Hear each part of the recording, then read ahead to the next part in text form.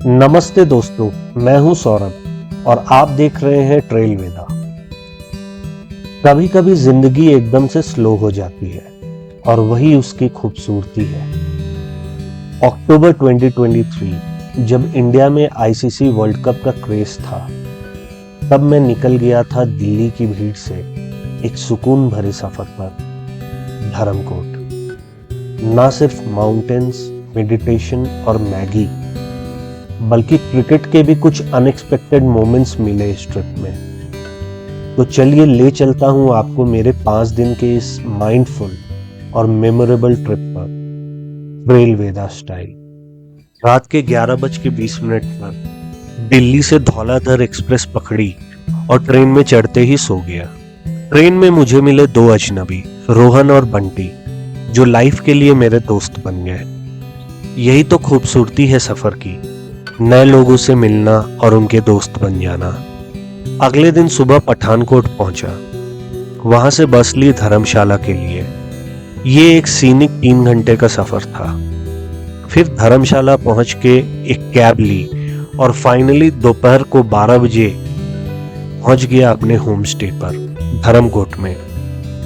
थकान तो थी, लेकिन एक्साइटमेंट और भी ज्यादा थी। चेक इन के बाद थोड़ा रेस्ट किया, फिर हम तीनों सीधा निकल गए एक फेमस कैफे के लिए, ट्रैक एंड डाइन। यहाँ का फूड और वाइब्स दोनों लाजवाब थे। लंच के बाद हम मैक्लॉयडगंज घूमने निकल गए और हमने सबसे पहले नामग्याल मोनेस्ट्री देखा। तिब्बतन कल्चर की शांति और स्पिरिचुअल एनर्जी वहां क्लियरली फील होती है।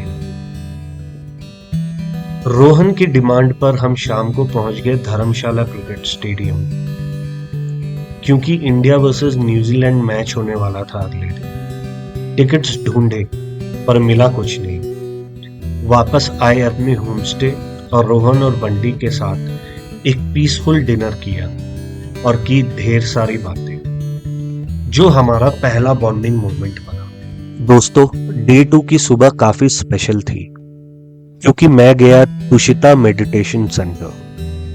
1 घंटे का साइलेंट ग्रुप मेडिटेशन था।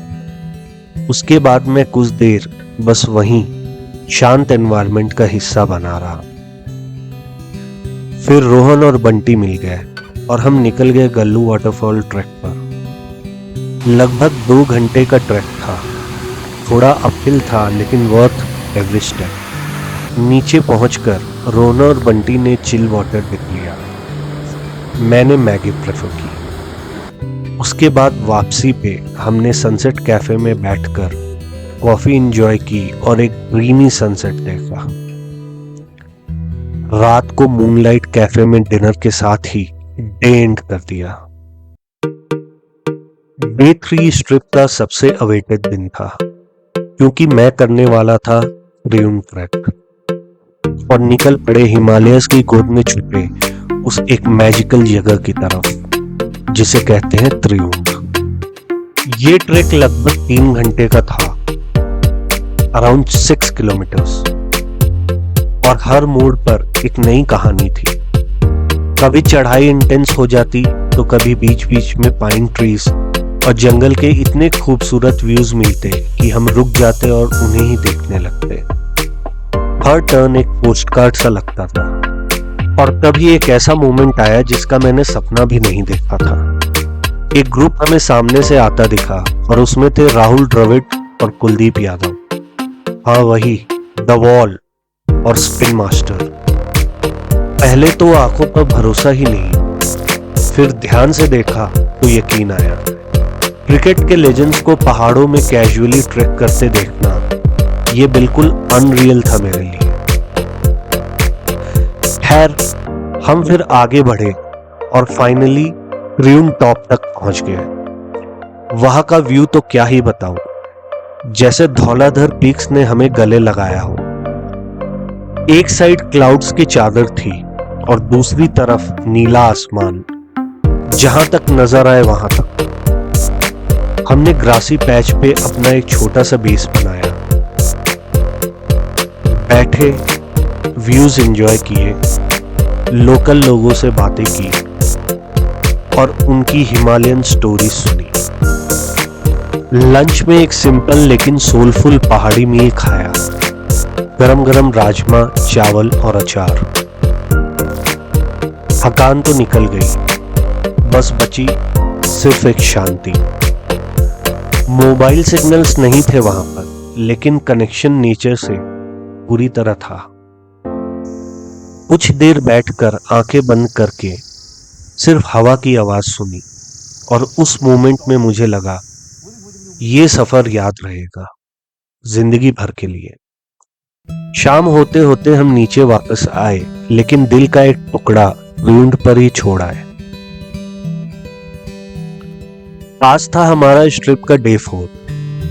फिर एक और पीसफुल मॉर्निंग तुषिता मेडिटेशन से स्टार्ट की, और ब्रेकफास्ट के बाद निकल गए भागसू वाटरफॉल ट्रैक के लिए।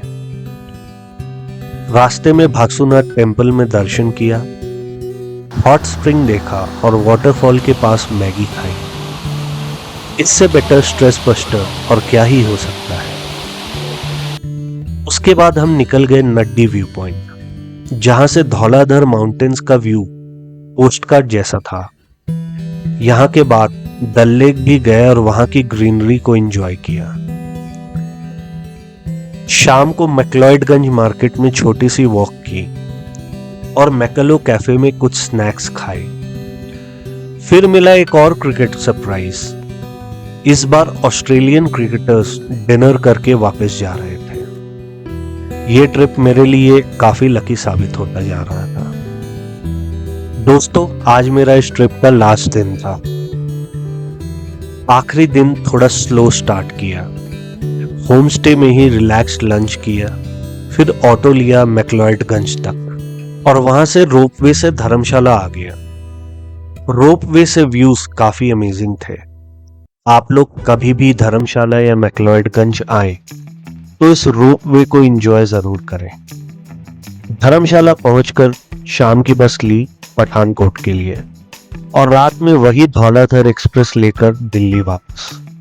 ये ट्रिप मेरे लिए सिर्फ ट्रैवल नहीं था, ये एक हीलिंग एक्सपीरियंस था। माउंटेन्स, मेडिटेशन, फूड, फ्रेंडशिप और क्रिकेट, सब एक परफेक्ट ब्लेंड बना।